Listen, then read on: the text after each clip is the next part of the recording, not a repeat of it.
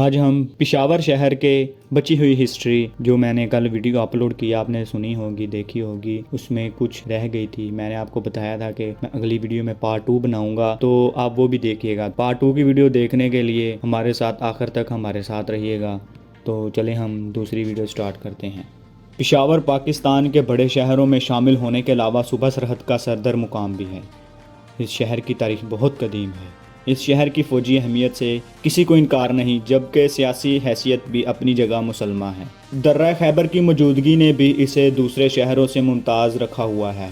درہ خیبر ہی برصغیر کے حملہ آوروں کی راہ گزار رہا ہے۔ صوبہ سرحد کا دارالخلافہ پشاور بنیادی طور پر 3 حصوں میں منقسم ہے، یعنی قدیم شہری علاقہ، چھاؤنی اور جدید رہائشی علاقہ۔ یہ شہر گزری ہوئی تاریخ کا آئینہ ہے۔ پرانا شہر قدیم زمانے کی یادگار ہے۔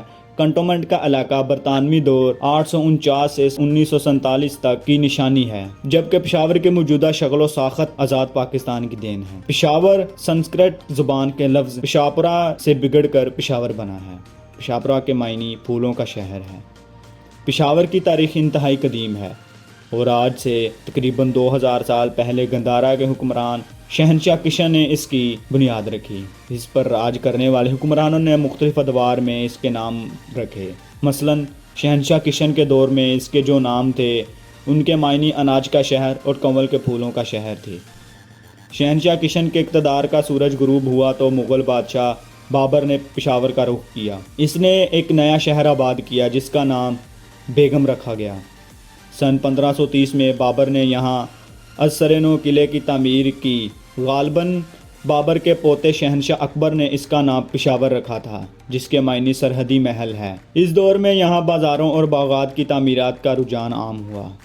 شیر شاہ سوری اور اس کے جانشین کے دور اقتدار میں اس شہر نے ترقی کی، نئی منزل طے کی، جس کی سب سے بڑی وجہ یہ تھی کہ اس دور میں دلی تا کابل براستہ درہ خیبر شاہی شاہراہ تعمیر ہوئی، جس نے اس شہر کی تجارتی حیثیت میں 2 گنا اضافہ کر دیا۔ اسی اثناء میں پشاور میں بڑے پیمانے پر درخت اگائے گئے اور نئے باغات تعمیر ہوئے۔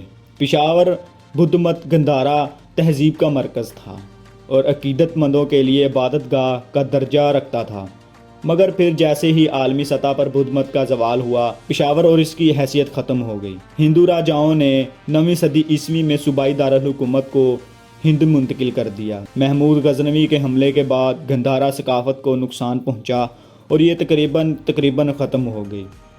مغل بادشاہ بابر درہ خیبر کے ذریعے 1526 میں جنوبی ایشیا میں داخل ہوا تھا اور برصغیر پاک و ہند میں مغلیہ دور کی بنیاد رکھی۔ 16ویں صدی میں مغلوں کے ظہور تک پشاور کی وہ اہمیت دوبارہ اجاگر نہ ہو سکی جو اس کے ماضی کا حصہ تھی۔ 14 اگست 1947 میں جب پاکستان آزاد ہوا تو اس کے ساتھ پشاور کو بھی اس کی پرانی حیثیت مل گئی، جو آج بھی اپنے عروج پر ہے۔ پشاور ایک خوبصورت شہر ہے جو صوبہ خیبر پختونخوا، جسے اس دور میں صوبہ سرحد بھی کہا جاتا تھا، کا ایک اہم ترین مقام ہے۔ تو گائز یہ تھی پشاور کی ہسٹری کا پارٹ 2۔ بہت شکریہ اور میرا چینل سبسکرائب کریے گا۔